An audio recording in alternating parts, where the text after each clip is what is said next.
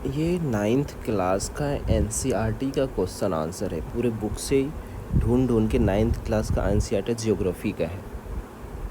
मैं शुभम कुमार आप सभी का स्वागत करता हूँ। हमारे चैनल पे आपका स्वागत है। तो चलिए शुरू करते हैं, पढ़ाई करते हैं। अगर अब आपको वीडियो अच्छा लगे तो लाइक कर लीजिएगा, सब्सक्राइब कर लीजिएगा, नहीं तो बस पढ़िए। सामाजिक वानिकी में शामिल किया जाता है। किसको शामिल किया जाता है? नहरी वानिकी को शामिल किया जाता है, ग्रामीण वानिकी को शामिल किया जाता है और फर्मी वानिकी को शामिल किया जाता है सामाजिक वानिकी में। 40 नंबर, मैंग्रोव के संदर्भ में नीचे दिए गए कथनों पर विचार कीजिए। क्या पूछा है? मैंग्रोव तटवर्ती क्षेत्रों में जहां ज्वार भाटा आते हैं वहां की सबसे महत्वपूर्ण वनस्पति होती है। तो 1 नंबर बिल्कुल सही है। दूसरा, मैंग्रोव ही लिखने की कोशिश, ये मैंग्रोव पौधे की जड़ पानी में डूबी रहती है। मैंग्रोव पौधों की जड़ें पानी में डूबी रहती है। हाँ, बिल्कुल सही है। ये दोनों बातें सही है। 41, भारत में 16 वन पाए जाते हैं। कहाँ पूछा? 16 वन कहाँ पाए जाते हैं? तो नीलगिरी के पहाड़ियों पर पाए जाते हैं। हाँ, पाए जाते हैं। विंध्याचल की पहाड़ियों पर पाए जाते हैं। नहीं पाए जाते हैं विंध्याचल में। अन्नामलाई के पहाड़ियों पर हाँ पाए जाते हैं। और चौथा, पलानी की पहाड़ियों पर पाए जाते हैं। भारत में 16 वन कहाँ पाए जाते हैं? नीलगिरी में, अन्नामलाई में और पालनी पहाड़ियों में पाए जाते हैं। 42 नंबर, बहुमूल्य पक्षी प्रजाति देवदार के वन पाए जाते हैं। देवदार के वन पूछ रहा है कहाँ पाए जाते हैं। तो देवदार के वन पश्चिमी हिमालय में पाए जाते हैं। कहाँ पाए जाते हैं? पश्चिमी हिमालय में देवदार के वन पाए जाते हैं।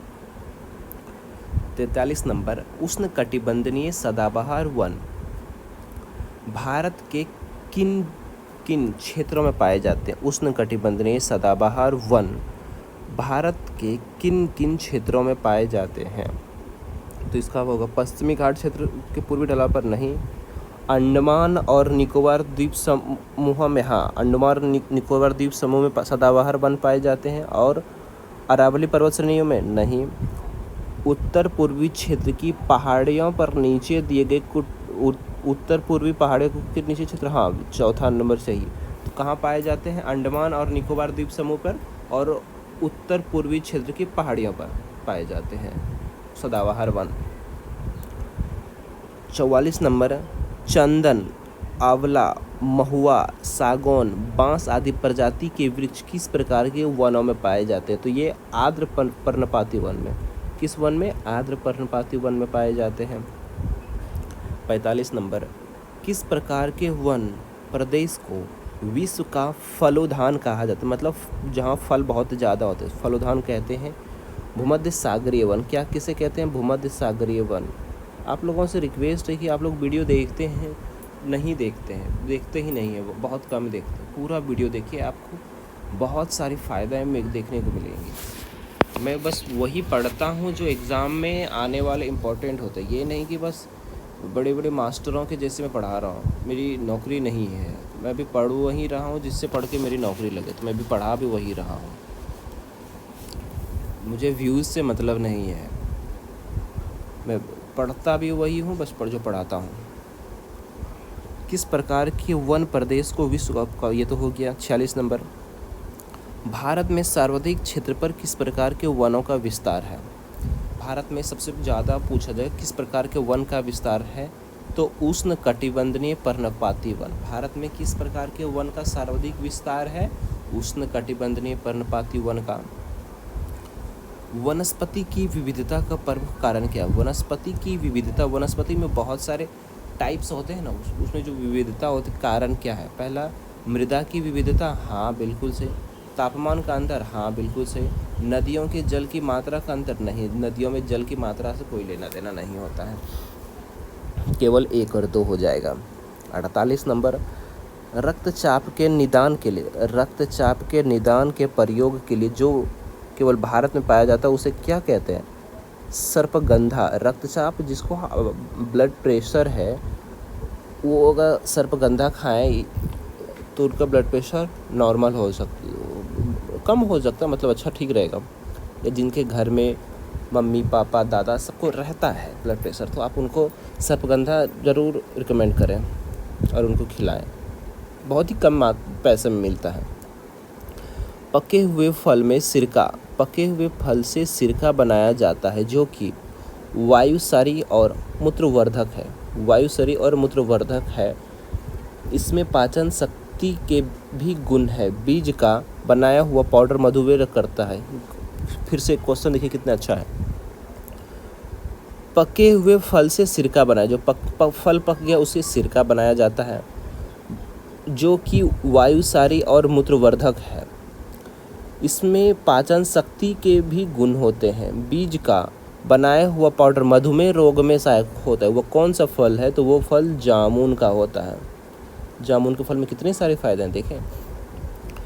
ताजे पत्ते का निकाला हुआ रस, ताजे पत्ते का निकाला हुआ रस कान के दर्द के इलाज में सहायता करता है। यह रक्तचाप के नियमित के लिए लाभदायक है। ये कौन सा पौधा है? ये अर्जुन का पौधा होता है। किसके पत्ते आँख की फुंसी के लिए लाभदायक? किसके पत्ते आँख के फुंसी के लिए लाभदायक है? इससे प्राप्त गोंद का प्रयोग शारीरिक शक्ति की वृद्धि के लिए किया जाता है। ये बबूल का किसके पत्ते आँख के फुंसी के लिए लाभदायक होता है? इससे प्राप्त गोंद का शारीरिक शक्ति में वृद्धि के लिए होता है। 52 नंबर, जैव और जीवाणु प्रतिरोधक। जैव और जीवाणु प्रतिरोधक कौन सा होता है? नीम होता है। जुकाम और खांसी की दवा में किसका प्रयोग किया जाता है? जुकाम और खांसी में किसका प्रयोग किया जाता है? तुलसी पादप का, तुलसी पत्ता का। फोड़ा जिसे अल्सर व दमा रोग के लिए प्रयोग होता है। इस पौधे की जड़ और काली पाचन शक्तियों में सहायता करता है। कौन करता है? कचनार करता है। ये आप कमेंट जानते हैं कचनार? आप लोग देखें कभी? मैं तो नहीं देखा हूँ, शायद देखा हूँगा लेकिन नाम से याद नहीं है मुझे। बर्फीली ऊंचाई में याक पाए जाते हैं। बर्फीली ऊंचाई में याक पाए जाते हैं जो गुच्छेदार सींगों वाले बैल जैसा जीव है जिसका भार 1 टन होता है। कहाँ पाए जाते हैं? लद्दाख में पाए जाते हैं। 56 नंबर, मरुस्थल के किस मिट्टी में कटीली झाड़ियाँ तथा नदियों के डेल्टा क्षेत्र में पर्णपाती वन पाए जाते हैं? कहाँ पाए जाते हैं? बलुआ मृदा में, बालू वाली मिट्टी में पाए जाते हैं। पूछा 57 नंबर में, किसी भी स्थान पर सूर्य के प्रकाश का समय उस स्थान पर निर्भर करता है। क्या निर्भर करता है? अक्षांश पर निर्भर करता है, समुद्र तल से ऊंचाई पर निर्भर करता है, ऊंचाई एवं ऋतु पर निर्भर करता है। हाँ, सभी पर निर्भर करता है। 58 नंबर, भारत की सर्वाधिक वर्षा मुख्यतः प्राप्त होती है। भारत में पूछा है सर्वाधिक वर्षा जो मुख्यतः प्राप्त होती है, कैसे प्राप्त होती है? दक्षिण पश्चिमी मानसून से, दक्षिण पश्चिम मानसून से प्राप्त होती है। अब ये दक्षिण पश्चिम मानसून प्राप्त होगा तो कहाँ से मानसून आएगा? केरल से आएंगे। भारत में दक्षिण पश्चिम मानसून का मान्यता कब से कब तक होता है? जून से सितंबर तक मानसून रहता है। जून से सितंबर तक मानसून रहता है। वनों में पेड़ और समुद्र में मछलियाँ किसका उदाहरण? नवीकरण। वनों में पेड़ और समुद्र में मछलियाँ किसका उदाहरण है? किसका उदाहरण है? नवीकरण का उदाहरण है।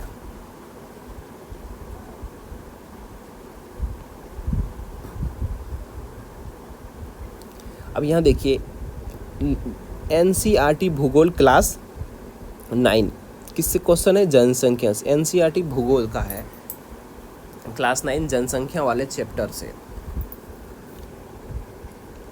जो भी वीडियो में जुड़े हैं उन सभी का स्वागत है। मैं शुभम कुमार आप सभी का फिर से स्वागत करता हूं हमारे इस वीडियो में। अगर वीडियो आपको अच्छा लगे तो चैनल को लाइक सब्सक्राइब कर लीजिए। कुछ सुझाव देना हो तो बेफिक्र होकर आप कमेंट करिएगा, मैं उनका जवाब दूंगा। अगर आपको ये PDF चाहिए तो आप डिस्क्रिप्शन में टेलीग्राम का या व्हाट्सएप का लिंक मिल जाएगा, आप वहाँ जाके मैसेज करिएगा या कमेंट करिएगा, मैं आपको लिंक दे दूँगा। वहाँ से आप डाउनलोड कर लीजिएगा। चलिए शुरू करते हैं। पहला नंबर 2011वीं जनसंख्या के अनुसार भारत की कुल जनसंख्या विश्व की कुल जनसंख्या का कितना प्रतिशत है? 17.5% 2011 की जनसंख्या का। भारत के का क्षेत्रफल लगभग कितने वर्ग किलोमीटर? 32,87,256 ऐसे वर्ग किलोमीटर है। तो 32,08,000 लिखा 87 वर्ग किलोमीटर। भारत की जनसंख्या की शुरुआत किस वर्ष? भारत में जनगणना की शुरुआत किस वर्ष हुई थी? 1872 में हुई थी, लॉर्ड रिपन के कार्यकाल में। भारत में नियमित जनगणना की शुरुआत कब की गई? 1881 में नियमित दशकीय जनगणना की शुरुआत 1881 में हर 10 वर्ष पर प्रारंभ हुई। भारत की जनसंख्या का घनत्व कितना है? भारत की जनसंख्या का घनत्व 2011 की जनसंख्या के अनुसार 382 है। बिहार की जनसंख्या घनत्व कितना प्रति व्यक्ति वर्ग किलोमीटर? 1102 है। पूरे भारत में का 328, लेकिन बिहार का 1102 है। जैसे देख रहे हैं 3 गुना है।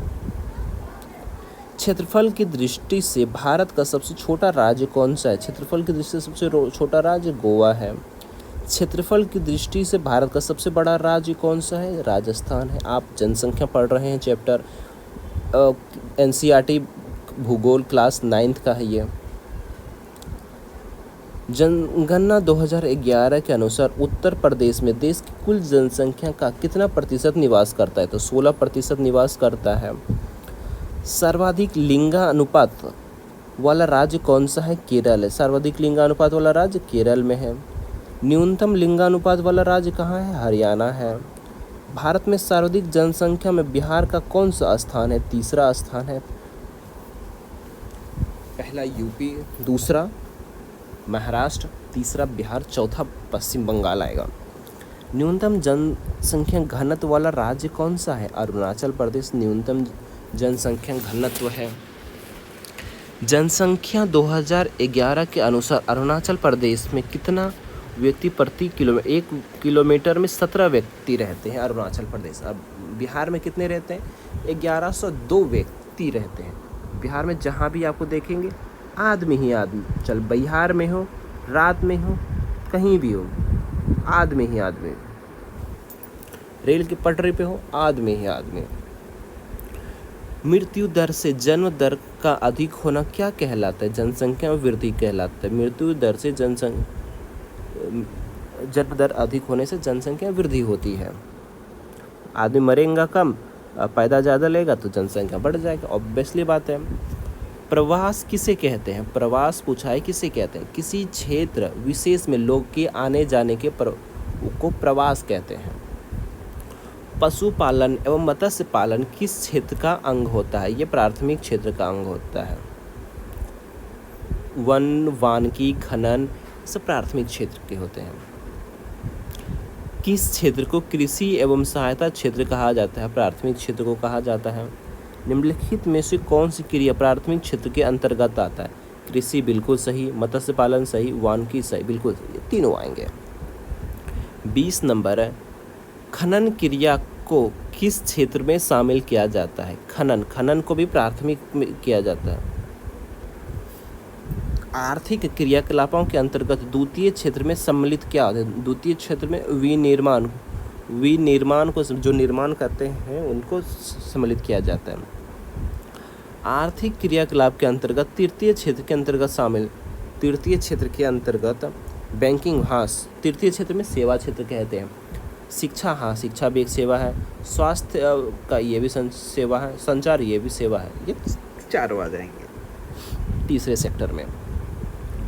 भारत के किस राज्य में शिशु मृत्यु दर न्यूनतम है? शिशु मृत्यु दर न्यूनतम है केरल में। इस शिशु मृत्यु दर उन बच्चों की संख्या बताती है जो किसी वर्ष में पैदा हुए 1000 जीवित बच्चों में से 1 वर्ष की आयु से पहले मरने वाले बच्चों को शिशु मृत्यु दर कहते हैं। भारत में सबसे कम जनसंख्या वाला राज्य कौन सा है? सबसे कम जनसंख्या वाला राज्य कौन सा है? सिक्किम है, सबसे कम जनसंख्या है। 2011 की जनगणना के अनुसार भारत की कुल जनसंख्या कितनी थी? 121 करोड़। अभी वर्तमान में भारत की जनसंख्या कितना है? 141 करोड़ है, जो कि दुनिया की सबसे पहली जनसंख्या है। दूसरे नंबर पर चीन आती है। अब जनगणना 2011 के अनुसार देश के कुल जनसंख्या में नगरीय जनसंख्या कितना प्रतिशत, नगर के जो शहर में रहते हैं उनका कितना प्रतिशत है? 31.2% लोग भारत में जो है वो शहर में रहते हैं, यानी लगभग 70% लोग गांव में निवास करते हैं। लिंग अनुपात के संबंध में निम्न में कौन सा कथन सत्य है? प्रति 1000 पुरुषों पर महिलाओं की संख्या बिल्कुल सही है। निम्न में से कौन सा घटक जनसंख्या वृद्धि के लिए उत्तरदायी है? जन्म दर, जन्म ज़्यादा होंगे तो जनसंख्या बढ़ेगी।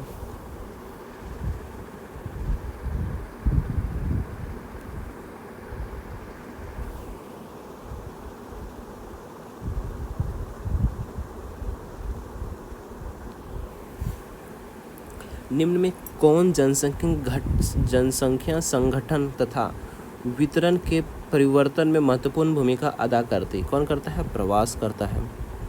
निम्न में से किस कारणवश भारत के उत्तरी मैदान में जनसंख्या घनत्व सर्वाधिक है? उपजाऊ और मृदा पर्याप्त वर्षा के साथ समतल में। उत्तरी मैदान में सबसे ज़्यादा, उत्तर तरफ में जो है ना सबसे ज़्यादा जनसंख्या है। बिहार में न्यूनतम पुरुष साक्षरता दर वाला जिला कौन सा है? बिहार में न्यूनतम पुरुष साक्षरता वाला, सबसे कम साक्षरता वाला पुरुष कहाँ है? पूर्णिया में मिलेगा। बिहार में 0 से 6 वर्ष के बच्चों में लिंगानुपात क्या है? 0 से 6 वर्ष का लिंगानुपात कितना है? 935 है। बिहार के किस जिले में जनसंख्या घनत्व सबसे कम है? कैमूर में जनसंख्या घनत्व सबसे कम है। बिहार के किस जिले में जनसंख्या का घनत्व सबसे अधिक है? तो शिवहर में जनसंख्या का घनत्व सबसे अधिक है। निम्नलिखित राज्यों में से किस एक में जनसंख्या घनत्व सबसे कम है? तो अरुणाचल प्रदेश में बताया कितना? 17 ही है। और बिहार में 1106, 1106 ही है। निम्न में से किस राज्य की जनसंख्या घनत्व सर्वाधिक है? बिहार की। निम्न में से कौन सा वक्तव्य जनसंख्या घनत्व को सही परिभाषित करता है? प्रति इकाई क्षेत्रफल में रहने वाले लोगों की संख्या को जनसंख्या घनत्व कहते हैं। जनसंख्या में बच्चों का बड़ा हिस्सा इनमें से किसका परिणाम है? उच्च जन्म दर का। जहाँ देखें जन्म दर। भारत विश्व के कितने प्रतिशत भूभाग पर फैला है? 2.4। बताइए, पूरे पृथ्वी पर 100% पे भारत 2.24% पे फैला है, लेकिन जनसंख्या में 141 करोड़, एक नंबर पे, और 7वें स्थान पे आएगा भारत। निम्न में कौन सा वक्तव्य जनगणना शब्द को परिभाषित करता है? एक निश्चित समय अंतराल में। भारत ने किस वर्ष व्यापक परिवार नियोजन कार्यक्रम चलाया था? 1952 में। कब चलाया था? 1952 में चलाया था परिवार नियोजन कार्यक्रम। इंदिरा गांधी की सरकार थी 52 में। किस आयु वर्ग को किशोरावस्था कहते हैं? 10 वर्ष से 19 वर्ष के जब होते हैं तो उसे किशोरावस्था कहते हैं। मैं मानता हूं कि आप लोग जो भी वीडियो देख रहे हैं किशोरावस्था पूरी कर चुके होंगे, उसके बाद के ही होंगे। राष्ट्रीय जनसंख्या नीति 2000 ईस्वी के अनुसार किस वर्ष तक जनसंख्या स्थिरता प्राप्त करने का लक्ष्य है? जनसंख्या का स्थिरता प्राप्त करने का लक्ष्य है तो 2045 तक जनसंख्या स्थिरता प्राप्त करने का लक्ष्य है। भारत के लिए महान विभाजन वर्ष कब माना जाता है? 1921 को महान विभाजक जनसंख्या का महान विभाजक वर्ष 1921 को माना जाता है। भारत के लिए महान विभाजक वर्ष 1921। जनसंख्या 2011, जनगणना 2011 के अनुसार भारत का लिंगानुपात 933 से बढ़कर 943 हो गया था। ग्रामीण क्षेत्र में न्यूनतम साक्षरता दर वाला राज्य कौन सा? ग्रामीण क्षेत्र में न्यूनतम साक्षरता दर वाला राज्य आंध्र प्रदेश में है।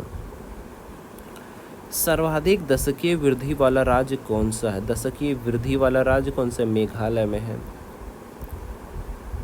वर्ष 2011 की जनगणना के अनुसार न्यूनतम शिशु लिंगानुपात वाला राज्य कौन सा? हरियाणा में है। 50 नंबर, वर्ष 2011 की जनगणना के अनुसार सर्वाधिक साक्षरता प्रतिशत वाला दूसरे नंबर पर कौन सा राज्य है? मिजोरम। मैं मानता हूं कि अगर आपने पूरा क्लास ये जनसंख्या वाला देख लिया तो जनसंख्या से एक भी क्वेश्चन नहीं छूटने वाला है, एक भी क्वेश्चन आपके आने वाले एग्जाम में। वर्ष 2011 की जनगणना के अनुसार न्यूनतम साक्षरता प्रतिशत वाला दूसरे नंबर पर कौन सा राज्य है? अरुणाचल प्रदेश। वर्ष 2011 की जनगणना के अनुसार न्यूनतम साक्षरता प्रतिशत वाला राज्य कौन सा है? बिहार। कितनी क्या कहें, न्यूनतम साक्षरता प्रतिशत, इतने लोग पढ़े लिखे हैं, इतने बिहार में IAS जाते हैं, लेकिन फिर भी कहते हैं बिहार में सबसे कम लोग पढ़े लिखे हैं। सोचिए,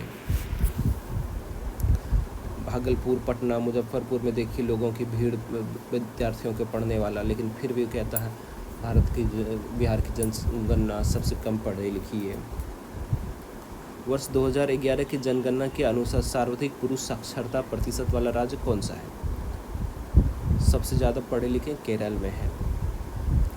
वर्ष 2011 की जनगणना के अनुसार न्यूनतम पुरुष साक्षरता प्रतिशत वाला राज्य कौन सा? न्यूनतम पुरुष साक्षरता बिहार, अधिकतम पुरुष साक्षरता वाला केरल। वर्ष 2011 की जनगणना के अनुसार सर्वाधिक ग्रामीण जनसंख्या प्रतिशत वाला राज्य कौन सा है? हिमाचल प्रदेश है। हिमाचल प्रदेश में सबसे ज़्यादा ग्रामीण जनसंख्या है। वर्ष 2011 की जनगणना के अनुसार सर्वाधिक नगरीय जनसंख्या प्रतिशत वाला राज्य कौन सा है? गोवा का है। सर्वाधिक नगरीय जनसंख्या वाले राज्यों में सबसे ऊपर 2011 की जनसंख्या के अनुसार कौन सा राष्ट्र है? नगर में, जो शहर में सबसे ज़्यादा, महाराष्ट्र के लोग सबसे ज़्यादा शहर में रहते हैं। न्यूनतम नगरीय जनसंख्या वाला राज्य कौन सा है? तो सिक्किम है। सर्वाधिक पुरुष साक्षरता वाला केंद्र शासित प्रदेश लक्षद्वीप है। सर्वाधिक पुरुष साक्षरता वाला केंद्र शासित प्रदेश लक्षद्वीप। सर्वाधिक साक्षरता वाला केंद्र शासित प्रदेश में भी लक्षद्वीप आएगा। न्यूनतम जनघनत्व वाला केंद्र शासित प्रदेश को, न्यूनतम सबसे ज़्यादा न्यूनतम जनघनत्व केंद्र शासित प्रदेश अंडमान निकोबार। और ऐसा कौन सा है जनसंख्या प्रतिशत? तो अरुणाचल प्रदेश। 17, सर्वाधिक जनसंख्या वाला केंद्र शासित प्रदेश दिल्ली है।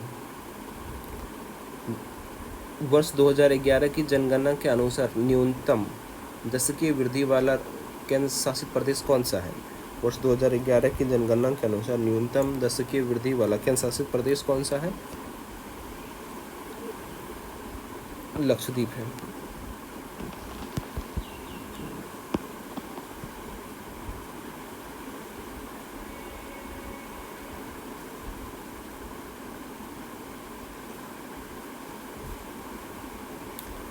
वर्ष 2011 की जनगणना के अनुसार सर्वाधिक जनघनत्व वाला केंद्र शासित प्रदेश कौन है? दिल्ली है। 2011 की जनगणना के सर्वाधिक लिंगानुपात वाला केंद्र शासित प्रदेश पुदुचेरी है। 2011 की जनगणना के अनुसार न्यूनतम लिंगानुपात वाला केंद्र शासित प्रदेश कौन है? दमन एवं द्वीप है। 2011 की जनगणना के अनुसार सर्वाधिक शिशु 0 से 6 वर्ष वाला लिंगानुपात वाला केंद्र शासित प्रदेश कौन सा है? अंडमान एवं निकोबार द्वीप समूह है। 2011 के जनगणना के अनुसार शिशु लिंगानुपात वाला केंद्र शासित प्रदेश कौन है? दिल्ली है। भारत में सर्वाधिक जनसंख्या वाले राज्य में दूसरे स्थान पर कौन सा है? तो महाराष्ट्र आता है। भारत में न्यूनतम जनसंख्या वाले राज्य में दूसरे स्थान पर कौन सा आता है? मिजोरम आता है। न्यूनतम में, वो अधिकतम महाराष्ट्र था। जनसंख्या की दृष्टि सबसे छोटा केंद्र शासित प्रदेश कौन सा है? लक्षद्वीप है।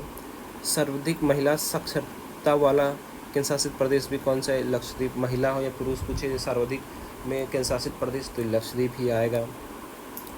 जनगणना 2011 के अनुसार शिशु लिंगानुपात 0 से 6 वर्ष 927 से घटकर कितना हो गया? 918 हो गया था। शहरी क्षेत्र में न्यूनतम साक्षरता वाला राज्य कौन सा है? उत्तर प्रदेश है। जनगणना कितने वर्ष में एक बार की जाती है? 10 वर्ष में एक बार की जाती है। जनसंख्या घनत्व का अर्थ प्रति वर्ग किलोमीटर में रहने वाले व्यक्तियों की संख्या। निम्नलिखित राज्य में से किस राज्य की ग्रामीण जनसंख्या प्रतिशत सर्वाधिक है? बिहार में है। 2011 की जनगणना के अनुसार देश की साक्षरता दर कितना प्रतिशत था? 73% लोग भारत में पढ़ते थे। 73 यानी लगभग 27% अब भी नहीं पढ़ते हैं। 100 में से 27 लोग अभी भी नहीं पढ़ते हैं। 2011 की जनगणना के अनुसार देश के पुरुष की साक्षरता दर कितना प्रतिशत है? पुरुष 80, लगभग 81 पुरुष पढ़ते हैं। 100 में से 81 पुरुष पढ़ते हैं। के अनुसार महिला साक्षरता दर कितना है? 64, लगभग 65 महिलाएं पढ़ती हैं। 35 महिलाएं अभी भी नहीं पढ़ती हैं। केरल में प्रति 1000 पुरुषों पर महिलाओं की संख्या कितना? 1000 पर केरल में 84 महिलाएं ज़्यादा है। वहाँ तो एक महिलाओं को 2 शादी करना पड़ता होगा। सॉरी, मजाक से। दिल्ली में प्रति 1000 पर महिलाओं की संख्या कितनी है? 886। लेकिन महिलाओं में कम है तो दिल्ली से लोगों को जाना पड़ता होगा ये शादी करने के लिए। मृत्यु दर जो 1951 में प्रति 1025 थी, 2011 में घटकर कितना हो गया? 7.2 रह गई। मृत्यु दर घट गया। पहले 1951 में 100 में से नहीं 1000 में से 25 मर जाते थे, अब 1000 में से सिर्फ 7 मरते हैं। चूँकि और भी कम हो जाने चाहिए, तो मृत्यु दर बिल्कुल कम ही हो जाना चाहिए। 2011 की जनगणना के अनुसार साक्षर व्यक्ति वह है जो उसकी उम्र 7 वर्ष तथा उससे 7 वर्ष का है तथा वह किसी भी भाषा को समझ के साथ पढ़ लिख सकता है, उसे साक्षर कहते हैं। निम्नलिखित में से किस देश की जनसंख्या घनत्व भारत से अधिक है? जनसंख्या घनत्व बांग्लादेश की सबसे ज़्यादा, भारत से ज़्यादा है।